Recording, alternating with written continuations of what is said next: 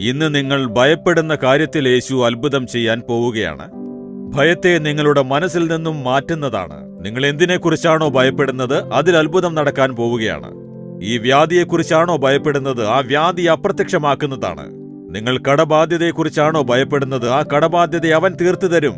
നിങ്ങളുടെ മക്കളുടെ ഭാവിയെക്കുറിച്ചാണോ ഭയപ്പെടുന്നത്, അതിൽ കർത്താവ് അത്ഭുതങ്ങൾ ചെയ്യുന്നതാണ്. എന്തിനെക്കുറിച്ചാണോ നിങ്ങൾ ഭയപ്പെടുന്നത്, അതിലൊരു അത്ഭുതം നടക്കാൻ പോവുകയാണ്. ഭയപ്പെടേണ്ട, വിശ്വാസമുള്ളവരായിരിപ്പിൻ. ആകാശത്തെയും ഭൂമിയെയും സൃഷ്ടിച്ച ആ ദൈവം തന്നെ മനുഷ്യനായി അവതരിച്ചിരിക്കുകയാണ് നിങ്ങൾക്കായി. മനസ്സിന് സമാധാനമുണ്ടോ, സന്തോഷമുണ്ടോ? ഏതെങ്കിലും പാപക്കറ നിങ്ങളിൽ സമ്മർദ്ദം ചെലുത്തുകയാണോ? നിങ്ങളുടെ മനസ്സാക്ഷി കുറ്റപ്പെടുത്തുന്നുണ്ടോ? നിങ്ങൾക്കൊരു രക്ഷകനുണ്ട്.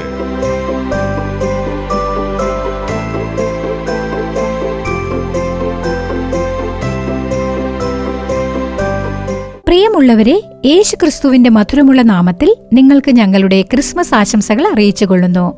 ഈ ക്രിസ്മസ് സന്ദേശത്തിലൂടെ ദൈവം നിങ്ങളോട് സംസാരിച്ച് നിങ്ങളെ അനുഗ്രഹിക്കാൻ പോവുകയാണ്. വിശ്വാസം എന്നത് ദൈവവുമായുള്ള ബന്ധത്തെ ശക്തിപ്പെടുത്തുന്ന ഒരു നങ്കൂരമാണ്.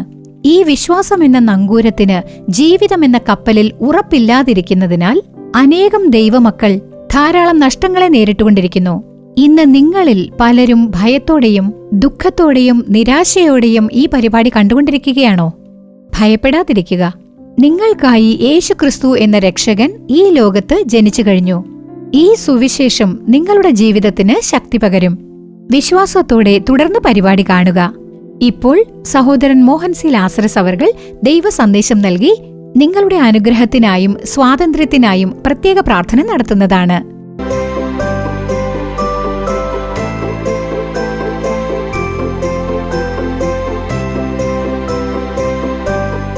ലൂക്കോസ് എഴുതിയ സുവിശേഷം 2-ാം അധ്യായം 10-ാമത്തെ വചനം.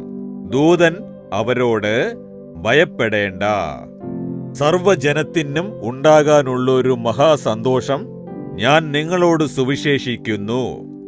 നമുക്കെല്ലാവർക്കും അറിയാം, ഇടയന്മാർ രാത്രിയിൽ ആട്ടിൻകൂട്ടത്തെ കാവൽ കാത്ത് വെളിയിൽ പാർത്തിരുന്നു. ആട്ടിൻകൂട്ടത്തിന് ആപത്തുണ്ടാവരുത്, ദുഷ്ടമൃഗങ്ങളോ മറ്റോ വന്ന് അവയെ വേട്ടയാടി കൊണ്ടുപോകരുത്. അതിനായി അവരുറങ്ങാതെ അവയെ സംരക്ഷിച്ചുകൊണ്ടിരുന്നു. അവരെയാണ് ആദ്യം യേശുവിന്റെ ജനനത്തെക്കുറിച്ചുള്ള വാർത്ത അറിയിച്ചത്. പ്രകാശമായ വെളിച്ചം അവിടെ ആകപ്പാടെ ഇരുട്ടായിരുന്നു. ആ രാത്രി സമയത്ത് കർത്താവിന്റെ തേജസ് അവരെ ചുറ്റി മിന്നി. ഒരു ദൂതൻ അവരുടെ അരികെ നിൽക്കുകയാണ്. പെട്ടെന്ന് ആകാശത്തിൽ കൺമുന്നിൽ തന്നെ അടുത്തായിട്ട് പ്രകാശമായൊരു വെളിച്ചം കണ്ടപ്പോൾ അവരുടെ ഉള്ളിൽ ഒരു ഭയം തോന്നി. അപ്പോൾ ദൂതൻ വന്നു. സ്വർഗലോകത്തിൽ നിന്നും ആ സന്ദേശം കൊണ്ടുവന്ന ദൂതനാണ്. യേശുക്രിസ്തുവിന്റെ ജനനത്തെക്കുറിച്ചുള്ള സന്ദേശം അവരെ അറിയിക്കുവാനായി. മഹാസന്ദേശമുണ്ടാകാനുള്ള ഒരു സുവിശേഷം, അതായത് സർവ്വജനത്തിനും, ഈ ബെത്ലഹേമിലുള്ള ജനങ്ങൾക്ക് മാത്രമല്ല, ഈ ഇടയന്മാർക്ക് മാത്രമല്ല, ലോകം മുഴുവനുമുള്ള സർവ്വജനത്തിനും വേണ്ടി ഒരു സന്തോഷകരമായ വാർത്ത സ്വർഗലോകത്തിൽ നിന്നും അയച്ചിരിക്കുകയാണ്. ദൈവമാണ് ദൈവദൂതനെ പറഞ്ഞയച്ച് ഈ സന്ദേശം അറിയിച്ചിട്ട് വരണമെന്ന് ദൂതനെ പറഞ്ഞയച്ചിരിക്കുന്നത്. ദൂതൻ വന്നു നിന്നു. കർത്താവിന്റെ തേജസ് അവര് കണ്ടു. സുവിശേഷം കൊണ്ടുവന്ന ഒരു ദൈവദൂതനാണ്. ഇവർക്ക് അതറിയില്ല. പ്രകാശമയമായ ഒരു വെളിച്ചം, ആ തേജസ് അവരങ്ങനെ നോക്കുകയാണ്. ഇവർ ഭയപ്പെട്ടയുടനെ ദൂതൻ ആദ്യമായി പറഞ്ഞ വാക്കെന്താണെന്നറിയാമോ? ഭയപ്പെടേണ്ട, ഫിയർ നോട്ട്. ഭയപ്പെടേണ്ട. ഞാൻ നിങ്ങൾക്ക് ദുഃഖകരമായ വാർത്തയല്ല കൊണ്ടുവന്നത്, സുവാർത്തയാണ് കൊണ്ടുവന്നിരിക്കുന്നത്. നിങ്ങളെ ഭയപ്പെടുത്തുന്ന ഒരു വാർത്തയല്ല കൊണ്ടുവന്നത്, നിങ്ങൾക്ക് മഹാസന്തോഷം നൽകുന്ന വാർത്തയാണ് കൊണ്ടുവന്നിരിക്കുന്നത്. നിങ്ങളെ സന്തോഷിപ്പിക്കുന്ന സന്ദേശമാണ് കൊണ്ടുവന്നത്. ഞാനായിട്ട് ഏതെങ്കിലും ഒരു കാര്യം പറയാനായി വന്നതല്ല. സ്വർഗലോകത്തിൽ നിന്നും ദൈവം ഈ സന്ദേശം നിങ്ങളെ അറിയിക്കാനായി പറഞ്ഞയച്ചിരിക്കുകയാണ്. അതിനാൽ നിങ്ങൾ ഭയപ്പെടേണ്ട എന്ന് പറഞ്ഞതായി നാം വചനത്തിൽ കാണുന്നുണ്ട്. ഇന്ന് ഈ ലോകത്ത് എവിടെ നോക്കിയാലും ഒരു ഭയം, ജനങ്ങളുടെ ഉള്ളിൽ ഒരു ഭയം, ഭയപ്പെടുത്തുന്ന ചുറ്റുപാടുകൾ വർദ്ധിച്ചു വരുന്നതായിട്ടാണ് നാം കണ്ടുവരുന്നത്. ഒന്നിനു പുറകെ ഒന്നായി ഭയപ്പെടുത്തുന്ന ഓരോ വാർത്തകൾ വന്നുകൊണ്ടിരിക്കുന്നതായി നാം കാണുന്നു. ഒരു ദിവസം അങ്ങനെയൊരു വാർത്ത കേട്ടിട്ട് ഭയം തോന്നുന്നു. ചില ദിവസങ്ങൾക്കകം അതൊക്കെ മറക്കാൻ തുടങ്ങുന്ന സമയത്ത് ഭയപ്പെടുത്തുന്ന അടുത്ത വാർത്ത വരുന്നു. ഇതുപോലെയാണ് കഴിഞ്ഞ 2 വർഷമായിട്ട് നമ്മൾ ഓരോ വാർത്തകൾ കേട്ടുകൊണ്ടിരിക്കുന്നത്. പുറമേ നമ്മൾ ആരും അത് കാണിച്ചില്ലെങ്കിലും മനസ്സിനുള്ളിൽ മനുഷ്യനെ ആട്ടി ഉലയ്ക്കുന്ന ഒരു കാര്യമാണ് ഭയം. ഈ ചുറ്റുപാടുകളെക്കുറിച്ചുള്ള ഒരു ഭയം. മറ്റൊരു വശത്ത് നോക്കിയാൽ പ്രകൃതി കാരണം പലതരത്തിലുള്ള നാശനഷ്ടങ്ങൾ, മഴ വന്നാൽ തന്നെ ഒരു ഭയം. എന്തുകൊണ്ടാണ് ഇങ്ങനെയൊക്കെ സംഭവിക്കുന്നത്? മുൻപൊക്കെ നമ്മൾ കൊച്ചുകുട്ടികളായിരുന്നപ്പോൾ ഇതുപോലെയൊന്നും നടന്നിട്ടില്ലല്ലോ. ഇപ്പോഴാണല്ലോ ഇങ്ങനെയൊക്കെ സംഭവിക്കുന്നത്. നാം അവസാന കാലത്തേക്ക് എത്തിയിരിക്കുകയാണ്. കർത്താവിന്റെ തിരിച്ചുവരവിന് സമയമായിരിക്കുന്നു. ഇനി ഇങ്ങനെ തന്നെയായിരിക്കും. അവസാന കാലം ഇങ്ങനെ തന്നെയായിരിക്കും. അവസാന കാലം കർത്താവിന്റെ തിരിച്ചുവരവിന്റെ കാലത്ത് ലോകം ഇങ്ങനെ തന്നെയായിരിക്കും. പക്ഷേ ഇത്തരമൊരു ചുറ്റുപാടിൽ കർത്താവ് എന്താണ് പറയുന്നത്? ഓരോ രാജ്യത്തുള്ള ജനങ്ങളും ഓരോ തരത്തിലുള്ള ഭയം കൊണ്ട് പേടിച്ചു വിറച്ചാണ് ജീവിച്ചുകൊണ്ടിരിക്കുന്നത് എന്നാണ് നാം അറിയുന്നത്. അപ്പോൾ ഈ ചുറ്റുപാടിൽ നേതാക്കന്മാർ പറയട്ടെ, ലോക ജനത പറയട്ടെ, ഡോക്ടേഴ്സ് പറയട്ടെ, ശാസ്ത്രജ്ഞന്മാർ പറയട്ടെ, ലോകാരോഗ്യ സംഘടന പറയട്ടെ, നമ്മെ സൃഷ്ടിച്ച ദൈവം എന്താണ് പറയുന്നത്? അതാണ് പ്രധാനം. സൃഷ്ടിച്ച ദൈവം പറയുന്ന വാക്കാണ് സ്ഥിരമായത്, വളരെ പ്രധാനമായത്, നമുക്ക് ശക്തി പകരുന്നത്. ഭയപ്പെടുത്തുന്ന ഈ ചുറ്റുപാടിൽ കർത്താവ് നമ്മോടൊരു വാക്ക് പറയുന്നുണ്ട്: ഭയപ്പെടേണ്ട. ഹല്ലേലൂയ! ഓരോരുത്തരോടും പറയുകയാണ്, എന്റെ മകനെ നീ ഭയപ്പെടേണ്ട, എന്റെ മകളെ നീ ഭയപ്പെടേണ്ട. എല്ലാവരും ഓരോന്ന് പറയും. അവരങ്ങനത്തെ വർത്തമാനമൊക്കെ പറയും. കാരണം ലോകത്ത് നടക്കുന്ന ഓരോ കാര്യങ്ങളെക്കുറിച്ച് അവർ പറയും. അത്രയുള്ളൂ.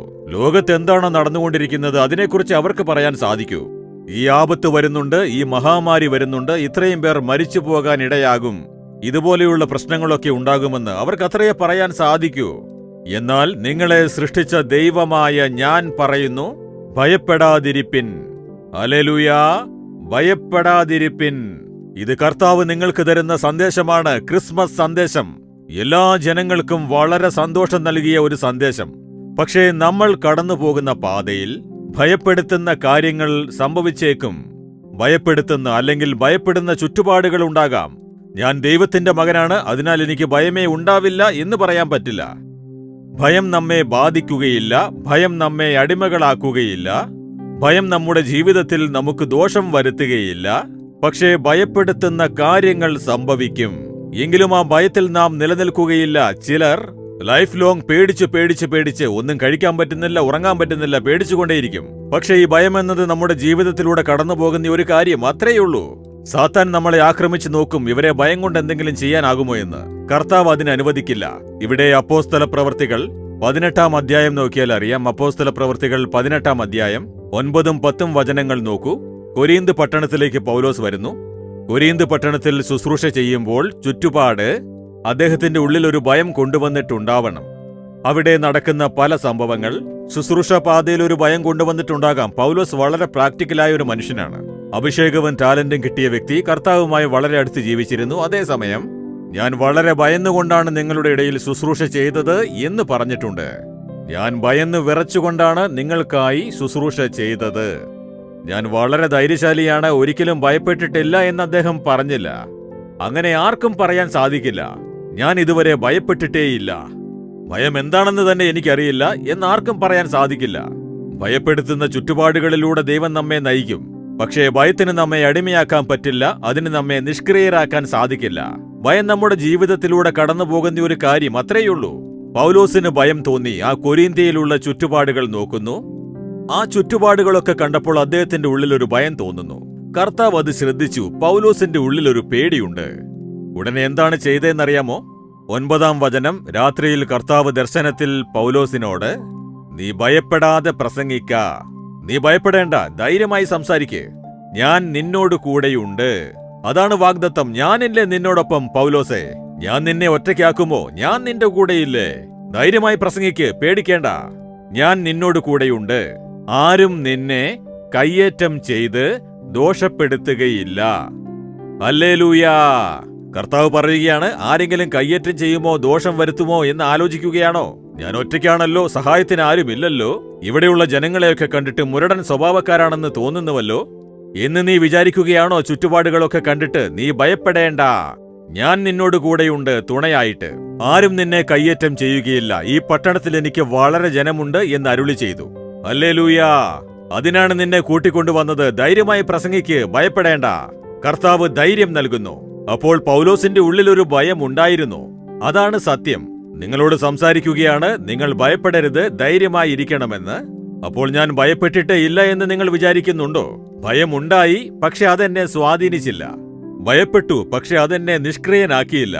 ഭയമുണ്ടായി, പക്ഷെ അതെന്നെ അടിമത്തത്തിലാക്കിയില്ല. ഭയമുണ്ടായി, പക്ഷെ അതിലൂടെ കടന്നു ചെല്ലാൻ കർത്താവ് കൃപ നൽകി.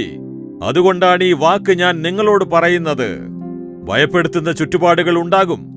ഭയം വന്ന് നിങ്ങളെ അടിച്ചമർത്തും. ഭയം നിങ്ങളെ ആക്രമിക്കും. പിശാച് വന്ന് ആക്രമിക്കും. അത് നിങ്ങൾക്ക് ദോഷം വരുത്തുകയില്ല, നിഷ്ക്രിയരാക്കില്ല. നിങ്ങളുടെ പ്രവൃത്തികൾക്ക് തടസ്സം നിൽക്കില്ല, നിങ്ങളെ നശിപ്പിക്കില്ല. അത് നിങ്ങളെ ഒരിക്കലും അടിമത്തത്തിലാക്കില്ല. അതിനെ ജയിക്കാനുള്ള ശക്തി കർത്താവ് നൽകും. ഞാനുണ്ട്, ഭയപ്പെടേണ്ട. അതാണ് കർത്താവ് പറയുന്നത്. അതുകൊണ്ടാണ് ക്രിസ്മസ് സന്ദേശമായ കർത്താവ് എന്ന് നിങ്ങളോട് പറയുന്നത്, ഭയപ്പെടേണ്ട. ഭയപ്പെടരുത്. നിന്റെ ചുറ്റുപാടും എന്ത് സംഭവിച്ചാലും നീ ഭയപ്പെടരുത്. അതാണ് കർത്താവിന്റെ സന്ദേശം. ഞാൻ നിന്നോട് കൂടെയുണ്ട്. അതാണ് കർത്താവ് നിങ്ങളോട് പറയുന്നത്. ശരി, അവിടെ വെച്ച് കർത്താവ് പൗലോസിന് ധൈര്യം നൽകി. അതുകൊണ്ട് തീർന്നില്ല. അടുത്തതായി എന്തുണ്ടായി? അപ്പോസ്തല പ്രവൃത്തികൾ 27-ാം അധ്യായം 23-ാമത്തെ വചനം നോക്കൂ. എന്റെ ഉടയവനും ഞാൻ സേവിച്ചു വരുന്നവനുമായ ദൈവത്തിന്റെ ദൂതൻ ഈ രാത്രിയിൽ എന്റെ അടുക്കൽ നിന്നു. പൗലോസേ, ഭയപ്പെടരുത്. നീ കൈസരുടെ മുൻപിൽ നിൽക്കേണ്ടതാകുന്നു. നിന്നോട് കൂടെ യാത്ര ചെയ്യുന്നവരെയൊക്കെയും ദൈവം നിനക്ക് ദാനം ചെയ്തിരിക്കുന്നു എന്ന് പറഞ്ഞു. പൗലോസേ, ഭയപ്പെടരുത്. പൗലോസ് വിചാരിച്ചു, നമ്മുടെ ശുശ്രൂഷ കഴിഞ്ഞു, അത്രേയുള്ളൂ, എല്ലാം അവസാനിച്ചു എന്ന്. എന്നാണ് അദ്ദേഹം വിചാരിച്ചത്. കാരണം 14 ദിവസങ്ങളായി സൂര്യനെയും കാണാനില്ല, നക്ഷത്രങ്ങളെയും കാണാനില്ല. എല്ലാവരും കൂടി ആ കടലിൽ കപ്പൽ യാത്രയിലാണ് 14 ദിവസമായിട്ട്. പകലും അറിയുന്നില്ല, രാത്രിയും അറിയുന്നില്ല. തിരമാലകൾ ആഞ്ഞടിക്കുന്നു, കാറ്റ് പ്രതികൂലമാണ്. കപ്പലിങ്ങനെ പോയിക്കൊണ്ടിരിക്കുകയാണ്. എങ്ങനെയോ ആ കപ്പൽ കടലിൽ പോയിക്കൊണ്ടിരിക്കുകയാണ്. 14 ദിവസമായി ആരും ഒന്നും കഴിച്ചിട്ടുമില്ല. എല്ലാവരും മരണഭയത്തിലാണുള്ളത്. പൗലോസിനും അപ്പോൾ തോന്നി, 14 ദിവസമായല്ലോ. ആലോചിച്ചു നോക്കൂ, 1-2 ദിവസമല്ല, 14 ദിവസമായിട്ട് ആ കപ്പൽ കടലിൽ ചാഞ്ചാടുകയാണ്. രാത്രി ഏതാ പകലേതാണെന്ന് അറിയുന്നില്ല, കടലും കാണുന്നില്ല. തിരമാലകൾ ആഞ്ഞടിക്കുന്നു, കൊടുങ്കാറ്റ് വീശുന്നു. ഇതിന് നടുവിൽ 14 ദിവസം. 1-2 ദിവസമല്ല. ഒന്ന് ആലോചിച്ചു നോക്കൂ. അപ്പോൾ പൗലോസിന് തോന്നി, നമ്മുടെ യാത്ര, ശുശ്രൂഷ യാത്ര ഇവിടെ അവസാനിക്കുകയാണ്. കർത്താവിന്റെ ജീവിതം അവസാനിപ്പിക്കാൻ പോവുകയാണ്. ഇന്നുള്ള ഒരു ചിന്ത പോലും അദ്ദേഹത്തിന്റെ ഉള്ളിൽ തോന്നിയിരിക്കാം. അതുകൊണ്ടാണ് കർത്താവ് ദൂതനെ അയച്ചത്. പൗലോസേ, ഭയപ്പെടേണ്ട. നീ കൈസറിന്റെ മുൻപിൽ നിൽക്കണം. നിന്റെ ശുശ്രൂഷ ഇനിയും അവസാനിച്ചിട്ടില്ല. ഇനിയും നിനക്ക് ചെയ്തു തീർക്കാനുള്ള ഒരുപാട് കാര്യങ്ങളുണ്ട്. അതെല്ലാം പൂർത്തിയായതിനു ശേഷമേ നിനക്ക് വരാൻ പറ്റൂ. അതുവരെ നീ ഭയപ്പെടരുത്. മോഹൻ ലാസറസിനായി ഒരു ശുശ്രൂഷ വെച്ചിട്ടുണ്ട്. അത് ചെയ്തു തീർക്കുന്നത് വരെ ആർക്കും തൊടാൻ പറ്റില്ല, ആർക്കും ഒന്നും ചെയ്യാനും സാധിക്കില്ല. അതുവരെ കർത്താവ് എന്നെ കാത്തുകൊണ്ടുപോകും. ഹല്ലേലൂയാ. അതുകൊണ്ട് ചുറ്റുപാടുകളെ കണ്ട് നമ്മൾ ഭയപ്പെടരുത്. ഹല്ലേലൂയാ. പൗലോസിന് ആ ഭയം തോന്നി. പ്രവാചകനായ വിൻസെന്റ് സെൽവകുമാർ ഈ അടുത്ത് ഇവിടെ വന്ന് സംസാരിച്ചപ്പോൾ പറഞ്ഞു, കൊറോണയുടെ സമയത്ത് പലർക്കും അസുഖം ബാധിച്ച് അടുത്ത വീട്ടിൽ മരണം, അപ്പാർട്ട്മെന്റിൽ മരണം, ഞങ്ങളുടെ തെരുവിൽ മരണം, എവിടെ തിരിഞ്ഞു നോക്കിയാലും ധാരാളം ശവശരീരങ്ങൾ പോയിക്കൊണ്ടിരിക്കുന്നു. അദ്ദേഹം പറഞ്ഞു, അല്ലെങ്കിലേ എനിക്ക് അസുഖമുണ്ട്, ശരീരം ബലഹീനമാണ്, എനിക്ക് റെസിസ്റ്റൻസ് പവറും വളരെ കുറവാണ്. ഇതൊക്കെ കണ്ടപ്പോൾ അദ്ദേഹത്തിന് തോന്നിയെന്ന് നമ്മുടെ ഓട്ടം അവസാനിക്കാൻ പോവുകയാണ് എന്ന്. അദ്ദേഹം പറഞ്ഞു, തീർന്നു, എല്ലാം കഴിഞ്ഞു എന്ന്. കൺമുന്നിലൂടെ ധാരാളം ശവശരീരങ്ങൾ പോയിക്കൊണ്ടിരിക്കുകയാണ്. എനിക്കാണെങ്കിൽ പ്രായവുമായി, ശരീരവും ബലഹീനമാണ്. അതുകൊണ്ട് ഈ മഹാമാരി പിടിപെട്ടാൽ കഴിഞ്ഞു, പോകേണ്ടത് തന്നെ. നമ്മുടെ ഓട്ടം അവസാനിക്കാൻ പോവുകയാണ്, നമ്മുടെ കഥ കഴിഞ്ഞു എന്നാണ് അദ്ദേഹം വിചാരിച്ചതെന്ന്. പക്ഷെ അദ്ദേഹം പറഞ്ഞു, കഴിഞ്ഞ 2 വർഷമായിട്ട് ഒരസുഖം പോലും വന്ന് ഞാൻ കിടപ്പിലായിട്ടേയില്ല എന്ന്. അതിനു മുൻപാണെങ്കിൽ ഇടയ്ക്കിടയ്ക്ക് എന്തെങ്കിലും അസുഖം പിടിപെടും, കിടപ്പിലാകാറുണ്ടായിരുന്നു എന്ന്. പക്ഷെ ഈ കൊറോണയുടെ സമയത്ത് എനിക്ക് യാതൊരു അസുഖവും പിടിപെട്ടില്ല. അതാണ് ദൈവം നൽകുന്ന സുരക്ഷ. നീ ഭയപ്പെടരുത്, ഞാൻ കൂടെയുണ്ടെന്ന് അവൻ പറയുന്നു. നീ ഭയപ്പെടരുത്. ഭയത്തിലൂടെ സാത്താൻ നമ്മെ ആക്രമിക്കും. വരും, ഉടനെ അതിനെ കീഴടക്കണം. ഭയത്തെ കൊണ്ടുവരുന്ന ആത്മാവിനെ ശാസിക്കുകയാണ്. യേശുവിന്റെ നാമത്തിൽ, സാത്താനെ, നിനക്കെന്നെ ഭയപ്പെടുത്താൻ കഴിയുകയില്ല.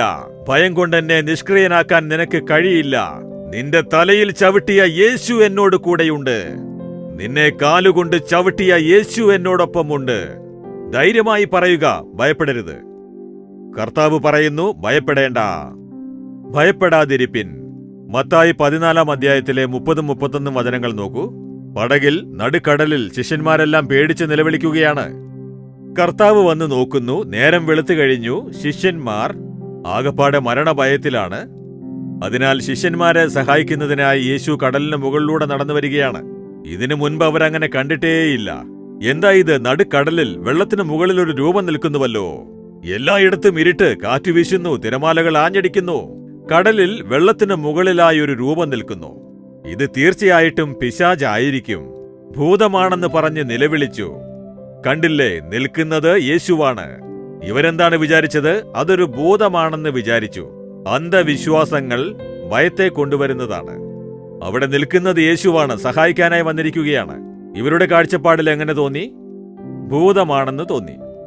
പല ദൈവവിശ്വാസികൾക്കും ദൂതന്മാരെ പോലും പിശാചാണെന്ന് തോന്നും. വന്നിരിക്കുന്നത് യേശുവാണ്. ഇവർ ഭൂതമാണെന്ന് വിചാരിച്ച് ഭ്രമിച്ചു. കർത്താവ് പറയുന്നു, ഞാൻ തന്നെയാണ്, ഭയപ്പെടേണ്ട. നിങ്ങളെ സഹായിക്കാനാണ് ഞാൻ വന്നതെന്ന് യേശു പറയുന്നു. ഇപ്പോൾ പത്രോസ് കടലിന് മുകളിലൂടെ നടക്കുന്നു. ഇവിടെ നിന്നാൽ അപകടമാണ്. യേശുവിന്റെ അടുക്കൽ പോയാൽ സുരക്ഷിതനായിരിക്കാം. പത്രോസിന് മനസ്സിലായി, ഈ പടകിലിരുന്നാൽ അപകടമാണ്. എപ്പോഴാണിത് മുങ്ങുക എന്നറിയില്ല. തിരമാലകൾ ആഞ്ഞടിക്കുന്നു, കൊടുങ്കാറ്റ് വീശുന്നു. എപ്പോ വേണമെങ്കിലും ഈ പടക് മുങ്ങിപ്പോകും. അപ്പോൾ സേഫായിട്ടുള്ളത് യേശുവിന്റെ അടുക്കൽ പോയി നിൽക്കുന്നതാണ്. അതുകൊണ്ടാണ് പത്രോസ് ചോദിച്ചത്, ഞാനും നടന്നു വരട്ടെ കർത്താവേ എന്ന്. കാരണം അദ്ദേഹത്തിന് മനസ്സിലായി യേശുവിന്റെ അടുക്കൽ പോയാൽ സുരക്ഷിതനായിരിക്കാമെന്ന്. ശരി, വാ എന്ന് പറഞ്ഞു. ഉടനെ പടകിൽ നിന്നിറങ്ങി കടലിലൂടെ നടന്ന് യേശുവിന്റെ അടുക്കിലേക്ക് പോകാമെന്ന് വിചാരിച്ചപ്പോ പകുതി ദൂരമായപ്പോൾ ചുറ്റുപാടും ഇങ്ങനെ നോക്കുന്നു. ചുറ്റുപാടും നോക്കിയപ്പോൾ കൊടുങ്കാറ്റ് ആഞ്ഞടിക്കുന്നു, തിരമാലകൾ ഉയരുന്നു. ഇതൊക്കെ കൂടി കണ്ടപ്പോൾ പേടി കൂടാൻ തുടങ്ങി. അവൻ പേടിച്ച് മുങ്ങിത്തുടങ്ങുകയാൽ മുങ്ങിത്തുടങ്ങാൻ കാരണം എന്താണ്? ഭയം. നിങ്ങൾ ഭയന്നാൽ ജീവിതത്തിൽ നിങ്ങൾ മുങ്ങിപ്പോകും. നമ്മിൽ ചിലർ കടബാധ്യത കാരണം മുങ്ങിക്കൊണ്ടിരിക്കുകയാണ്. എന്റെ കുടുംബ ബിസിനസ് മുങ്ങിക്കൊണ്ടിരിക്കുകയാണ്. എന്റെ ജീവിതം മുങ്ങിക്കൊണ്ടിരിക്കുകയാണ്. അയ്യോ, എന്തുകൊണ്ടാണ് അങ്ങനെ മുങ്ങിത്താഴുന്നത്? ഭയം. അവൻ പേടിച്ചു മുങ്ങിത്തുടങ്ങുകയാൽ. പക്ഷേ അവൻ അയ്യോ അമ്മേ എന്ന് വിളിച്ചില്ല. ശരിയായിട്ട് വിളിച്ചു, യേശുവേ രക്ഷിക്കണേ, ലോർഡ് സേവ് മീ. അവൻ മുട്ടിപ്പായി പ്രാർത്ഥിച്ചു. ഭയം കൊണ്ട് മുങ്ങിത്താഴുന്ന ആ അവസ്ഥയിലും പത്രോസ് മുട്ടിപ്പായി പ്രാർത്ഥിച്ചത്, കർത്താവേ രക്ഷിക്കണേ. യേശു ഉടനെ തന്റെ കരം നീട്ടി സഹായിച്ച് മുകളിലേക്ക് ഉയർത്തി. കർത്താവ് ചോദിച്ചു, അല്പവിശ്വാസിയെ, നീ എന്തിന് സംശയിച്ചു? ആ ഭയം എങ്ങനെയാണ് ഉണ്ടായത്? സംശയം കാരണമാണ് ഉണ്ടായത്, അവിശ്വാസം കാരണമാണ് ഉണ്ടായത്. അവൻ കാലടി എടുത്ത് വെക്കുമ്പോൾ വിശ്വാസമുണ്ടായിരുന്നു. പടകിൽ നിന്നിറങ്ങി കടലിലൂടെ അവൻ നടക്കാൻ ആരംഭിച്ചപ്പോൾ അവന് വിശ്വാസമുണ്ടായിരുന്നു. യേശുവിനെ തന്നെ നോക്കിക്കൊണ്ടിരുന്നു. നല്ല ഉറച്ച വിശ്വാസമുണ്ടായിരുന്നു. 4 അടി എടുത്തു വെച്ചതിന് ശേഷം ഇങ്ങനെ തിരിഞ്ഞു നോക്കുന്നു. നിങ്ങൾ ചുറ്റുപാടുകളെയാണ് നോക്കുന്നത്. ഇതാകെ പ്രശ്നമാണ്. എനിക്ക് ഇത്രയും ആവശ്യങ്ങളുണ്ട്. ഡോക്ടേഴ്സ് ഇങ്ങനെയൊക്കെ പറയുന്നല്ലോ, എന്തു ചെയ്യും? റിപ്പോർട്ട് ഇങ്ങനെയാണല്ലോ പറയുന്നത്. ഈ ചുറ്റുപാടുകളൊക്കെ കാണുമ്പോൾ ഒരു ഭയം. ചുറ്റുപാടുകൾ എന്തൊക്കെയായാലും ശരി, മുന്നിൽ നിൽക്കുന്നവൻ എല്ലാത്തിനെയും അടക്കി ഭരിക്കുന്ന സർവശക്തനായുള്ളവനാണ്. കാറ്റിനെയും കടലിനെയും ശാസിക്കുന്നവനാണ് നിൽക്കുന്നത്. എല്ലാറ്റിനെയും നേരെയാക്കുന്ന ദൈവമാണ് മുന്നിൽ നിൽക്കുന്നത്. എന്തിനാണ് ഭയപ്പെടുന്നത്? യേശുവിന്റെ മേൽ മാത്രം ദൃഷ്ടി പതിപ്പിക്കുക. നിങ്ങൾ അങ്ങുമെങ്ങും നോക്കണ്ട. ഈ ശുശ്രൂഷകൻ, ആ ശുശ്രൂഷകൻ, അയാൾ പറയുന്നു, ഇയാൾ പറയുന്നു, ഒരാൾ വാട്സപ്പിൽ അങ്ങനെ പറയുന്നു, ഇങ്ങനെ പറയുന്നു. ഇങ്ങനെയുള്ള യാതൊരു ആശയക്കുഴപ്പത്തിനും ഇടം കൊടുക്കാതെ യേശുവിനെ മാത്രം നോക്കുക. അപ്പോൾ നിങ്ങൾ രക്ഷപ്പെടും. ഹല്ലേലൂയ! യേശുവിനെ മാത്രം നോക്കുക. നിങ്ങളുടെ വിശ്വാസത്തിൽ മുറുകെ പിടിക്കുക. യേശുവിന്റെ മേലുള്ള ദൃഷ്ടി ഈ വശത്തേക്ക് തിരിച്ചാൽ കഴിഞ്ഞു. നിങ്ങൾ മുങ്ങിത്താഴുന്ന ഒരു അവസ്ഥയിൽ എത്തിച്ചേരും. യേശു നിങ്ങളുടെ കൂടെ തന്നെയുണ്ട്. പിന്നെന്താ? യേശുവിൽ ജീവിക്കുക. അവനെ മാത്രം നോക്കുക. അവന്റെ മേൽ ദൃഷ്ടി പതിപ്പിക്കുക. അവൻ എന്താണ് പറയുന്നതെന്ന് കേൾക്കുക. അവന്റെ കൂടെ ഉണ്ടെന്നുള്ളത് മാത്രം ശ്രദ്ധിക്കുക. അത് മതി. യേശുവിനോടൊപ്പം ഉണ്ടായാൽ മതി. അവൻ എപ്പോഴും എന്റെ കൂടെയുണ്ട്. വലിയവനുണ്ട്, എന്നോടൊപ്പം തന്നെയുണ്ട്. അതിനല്ലേ അവൻ അവതരിച്ചത്. നമ്മുടെ കൂടെ ഇരിക്കാനാണ് അവൻ വന്നത്. മനുഷ്യനായി അവതരിച്ചവൻ. ഞാൻ നിന്നെ കൈവിടുകയുമില്ല, ഉപേക്ഷിക്കുകയുമില്ലെന്ന് പറഞ്ഞിട്ടുണ്ട്. ഈ ഭയത്തിന്റെ കാരണം തന്നെ സംശയമാണ്.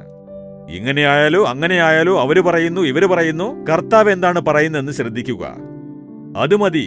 നമ്മുടെ ദൃഷ്ടി യേശുവിന്റെ മേലാണ് പതിക്കേണ്ടത്. അവൻ എന്താണ് പറയുന്നതെന്ന് ശ്രദ്ധിക്കുക. പത്രോസ് പറയുന്നു, എല്ലാവരും ദുർദ്രമപ്പണം കൊടുക്കണമെന്ന് പറയുന്നല്ലോ. നിങ്ങളുടെ ഗുരു ദുർദ്രമപ്പണം കൊടുക്കുന്നില്ലയോ എന്ന് ചോദിച്ചതിന് ഉവ്വ് എന്നവൻ പറഞ്ഞു. യേശു അവനോട്, ഭൂമിയിലെ രാജാക്കന്മാർ ചുങ്കമോ കരമോ ആരോട് വാങ്ങുന്നു?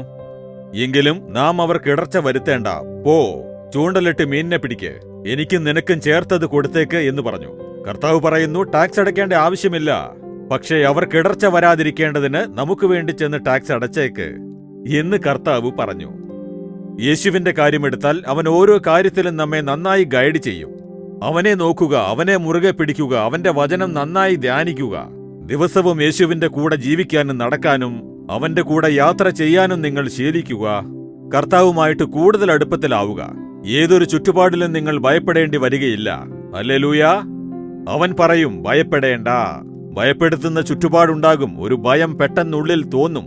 അടുത്ത നിമിഷം അവൻ പറയും, ഭയപ്പെടേണ്ട, ഞാനുണ്ട് നിന്റെ കൂടെ. നീ ഒറ്റയ്ക്കല്ല, ഞാൻ നിന്റെ കൂടെയുണ്ടെന്ന് പറയുന്നു. അതാണ് കർത്താവ് പറയുന്നത്, നിങ്ങൾ ഭയപ്പെടാതിരിപ്പിൻ. അതുകൊണ്ട് കർത്താവ് ഈ ക്രിസ്മസ് സുദിനത്തിൽ നിങ്ങളോട് പറയുന്ന സന്തോഷം എന്താണെന്നോ? ഭയപ്പെടേണ്ട, ഭയപ്പെടാതിരിപ്പിൻ, വിശ്വാസമുള്ളവരായിരിപ്പിൻ. ഞാൻ വന്നത് നിങ്ങൾക്ക് വേണ്ടിയാണ്, കുരിശിൽ മരിച്ചത് നിങ്ങൾക്ക് വേണ്ടിയാണ്, രക്തം ചിന്തിയത് നിങ്ങൾക്ക് വേണ്ടിയാണ്. ഞാൻ മരണത്തെ ജയിച്ച് ഉയർത്തെഴുന്നേറ്റത് നിങ്ങൾക്ക് വേണ്ടിയാണ്. ഞാൻ തിരിച്ചു വരുന്നതും നിങ്ങൾക്ക് വേണ്ടിയാണ്. വിശ്വാസമുള്ളവരായിരിപ്പിൻ, അവൻ നോക്കിക്കൊള്ളും, എനിക്ക് അവനുണ്ടല്ലോ. അവൻ എന്നെ കാത്തുകൊള്ളും, എന്നെ സംരക്ഷിക്കും, എന്നെ വഴി നയിക്കും എന്നുള്ള ഒരു വിശ്വാസത്തിൽ അവനെ മുറുകെ പിടിക്കുവിൻ. യാതൊരു ഭയവും തോന്നില്ല.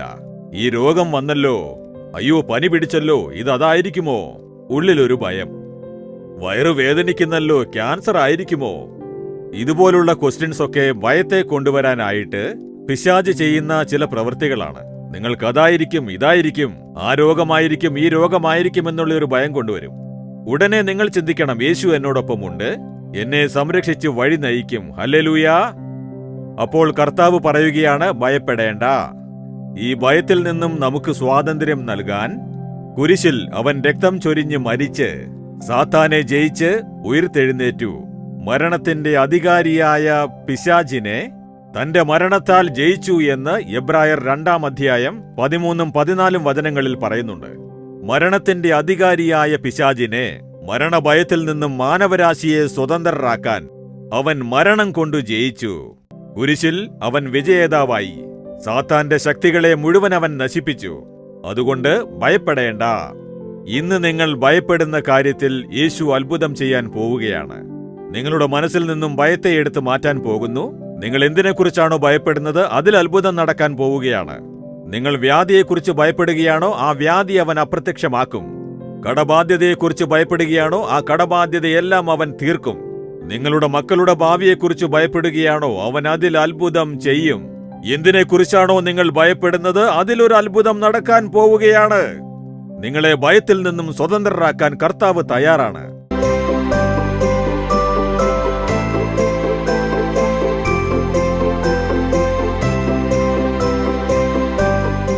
പ്രിയമുള്ളവരെ, യേശുക്രിസ്തുവിന്റെ നാമത്തിൽ നിങ്ങൾക്കെന്റെ സ്നേഹാശംസകൾ. ലൂക്കോസ് 1-ാം അധ്യായത്തിലെ 30-ാം വചനത്തിൽ കന്യാമറിയത്തിനെ ഈ സന്ദേശം അറിയിക്കാൻ വന്ന ദൂതൻ പറയുകയാണ്, നീ ഭയപ്പെടേണ്ട, നിനക്ക് ദൈവത്തിന്റെ കൃപ ലഭിച്ചു എന്ന സന്ദേശം പറയുകയാണ്. അതേപോലെ യേശു ജനിച്ച ഉടനെ ദൂതന്മാർ ഇറങ്ങിവന്ന് ഇടയന്മാരോട് പറയുകയാണ്, ഭയപ്പെടേണ്ട. എന്റെ പ്രിയപ്പെട്ടവരെ, ഈ വർഷം മുഴുവനും നിങ്ങൾ കഷ്ടപ്പാടുകളിലൂടെയും പ്രതിസന്ധികളിലൂടെയും നിങ്ങളെ ഭയപ്പെടുത്തുന്ന പല ചുറ്റുപാടുകളിലൂടെയും കടന്നു വന്നിട്ടുണ്ടാകാം. പക്ഷേ ഇന്ന് കർത്താവ് പറയുകയാണ്, നീ ഭയപ്പെടേണ്ട. എങ്ങനെ ഞാൻ ഭയപ്പെടാതിരിക്കും? ഇതുപോലെയുള്ള പല പ്രശ്നങ്ങളും ആവശ്യങ്ങളും ഉണ്ടല്ലോ എന്ന് വിചാരിക്കുകയാണോ? യെശയ്യാവ് 41-ാം അധ്യായത്തിലെ 10-ാം വചനത്തിൽ കർത്താവ് പറയുന്നു, നീ ഭയപ്പെടേണ്ട, ഞാൻ നിന്നോട് കൂടെയുണ്ട്. നീ എന്തുകൊണ്ട് ഭയപ്പെടേണ്ട എന്നറിയാമോ? ഞാൻ നിന്നോട് കൂടെയുണ്ട്. ആകാശവും ഭൂമിയും സൃഷ്ടിച്ച ദൈവമായ ഞാൻ നിന്നോട് കൂടെയുണ്ട്. അതുകൊണ്ട് നീ ഭയപ്പെടേണ്ട എന്ന് കർത്താവ് നിങ്ങളോട് പറയുന്നു. എന്റെ പ്രിയപ്പെട്ടവരെ, നിങ്ങൾ ഭയപ്പെടുന്ന കാര്യത്തിൽ കർത്താവ് ഇന്നൊരു അത്ഭുതം ചെയ്യാൻ പോവുകയാണ്. നിങ്ങൾ ഭയപ്പെടുന്ന ആ ചുറ്റുപാടിനെ അവൻ തലകീഴായി മാറ്റാൻ പോവുകയാണ്. നിങ്ങളുടെ വീട്ടിലെ കാര്യം, നിങ്ങളുടെ ബിസിനസ് കാര്യം, നിങ്ങളുടെ ജോലിസ്ഥലത്തുള്ള കാര്യം, നിങ്ങളുടെ മക്കളുടെ കാര്യം, എന്ത് കാര്യമായാലും ഭയത്തെ കൊണ്ടുവരുന്ന ഒരു കാര്യം നിങ്ങളുടെ ജീവിതത്തിൽ കുറുകെ വന്നിരിക്കുകയാണ്. അത് ഓർത്താൽ തന്നെ ഒരു ഭയം തോന്നുന്നു. അത് കാരണം രാത്രിയൊന്നും ഉറങ്ങാൻ പറ്റുന്നില്ല. എന്ത് സംഭവിക്കുമെന്നുള്ള ഒരു പേടി തോന്നുന്നു. കർത്താവ് ഇന്ന് ആ കാര്യത്തിൽ ഒരു അത്ഭുതം ചെയ്യാൻ പോവുകയാണ്. നിങ്ങൾ ഭയപ്പെടുന്നത് പോലെ യാതൊന്നും സംഭവിക്കാൻ പോകുന്നില്ല. കർത്താവ് അത് നന്മയ്ക്കായി പര്യവസാനിപ്പിക്കുന്നതാണ്. ഇപ്പോൾ നമുക്ക് പ്രാർത്ഥിക്കാം. എന്റെ കൂടെ പ്രാർത്ഥിക്കുന്നതിനായി നിങ്ങളുടെ വലത് കൈ ഇങ്ങനെ ഉയർത്തിപ്പിടിക്കുക. നിങ്ങളോട് ചേർന്ന് ഞാനിപ്പോൾ പ്രാർത്ഥിക്കുകയാണ്. പിതാവേ, നിങ്ങൾ ഭയപ്പെടേണ്ട എന്ന് ഞങ്ങൾക്ക് വാഗ്ദത്തം നൽകി ഞങ്ങളെ ഭയത്തിൽ നിന്നും സ്വതന്ത്രരാക്കി അനുഗ്രഹിക്കാൻ അങ്ങ് ആഗ്രഹിക്കുന്നു. ആ സ്നേഹത്തിനായി അങ്ങേക്ക് സ്തോത്രം. ഇപ്പോൾ പിതാവേ, ഈ ഭയത്തിൽ നിന്നും മോചനം വേണം, ഈ ഭയപ്പെടുത്തുന്ന കാര്യമില്ലാതാകണം എന്ന് ആരൊക്കെയാണോ എന്നോട് ചേർന്ന് പ്രാർത്ഥിക്കുന്നത് അവർക്കായി ഞാനിതാ പ്രാർത്ഥിക്കുന്നു. നസറായനായ യേശുവിന്റെ നാമത്തിൽ ഭയത്തിന്റെ ദുരാത്മാവ് വിട്ടൊഴിഞ്ഞു പോകട്ടെ. യേശുവിന്റെ നാമത്തിൽ ഭയപ്പെടുത്തുന്ന ചുറ്റുപാടുകളെല്ലാം മാറട്ടെ. യേശുവിന്റെ നാമത്തിൽ ഭയമെല്ലാം മാറി നന്മ നിറഞ്ഞ കാര്യങ്ങൾ അങ്ങയുടെ ഈ മക്കൾക്കുണ്ടാകുമാറാകട്ടെ. ഏത് കാര്യത്തെക്കുറിച്ചാണോ ഇവർ ഭയപ്പെടുന്നത് ആ കാര്യത്തിൽ അങ്ങ് അത്ഭുതം ചെയ്യണമേ. ആ കാര്യത്തെ മാറ്റിക്കൊടുക്കണമേ. ഈ മക്കൾ സ്തുതിച്ച് കർത്താവിനെ മഹത്വപ്പെടുത്തുന്ന വിധം ഒരത്ഭുതം കർത്താവ് ചെയ്യണമേ. അങ്ങ് തൊട്ടതിനായി, അത്ഭുതം ചെയ്തതിനായി സ്തോത്രം. അവരുടെ ആവശ്യങ്ങൾ നിറവേറ്റണമേ. നല്ല സുഖവും ആരോഗ്യവും നൽകി അനുഗ്രഹിക്കണമേ. മക്കളെ പഠിത്തത്തിൽ അനുഗ്രഹിച്ചുയർത്തണമേ. യേശുവിന്റെ നാമത്തിൽ അവരാഗ്രഹിക്കുന്ന കാര്യങ്ങളിൽ അത്ഭുതങ്ങൾ ചെയ്ത് സന്തോഷിപ്പിക്കണമേ. കർത്താവിന്റെ അടിപ്പിണരുകളുള്ള കരം തൊടുന്നതിനായി, അത്ഭുതങ്ങൾ ചെയ്യുന്ന അങ്ങയുടെ സ്നേഹത്തിനായി സ്തോത്രം. എന്നെന്നും അങ്ങയുടെ സാന്നിധ്യം ഈ മക്കളോടൊപ്പം ഉണ്ടായി വഴി നയിക്കട്ടെ. യേശു ക്രിസ്തുവിന്റെ നാമത്തിൽ പ്രാർത്ഥിക്കുന്നു പിതാവേ. ആമേൻ, ആമേൻ.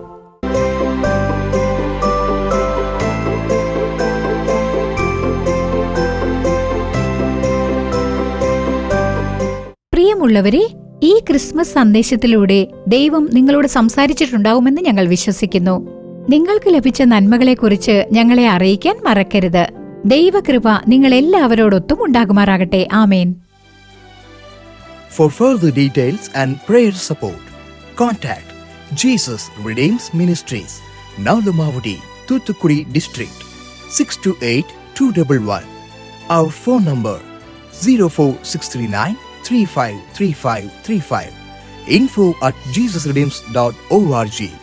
Our website www.jesusredeems.com. God bless you.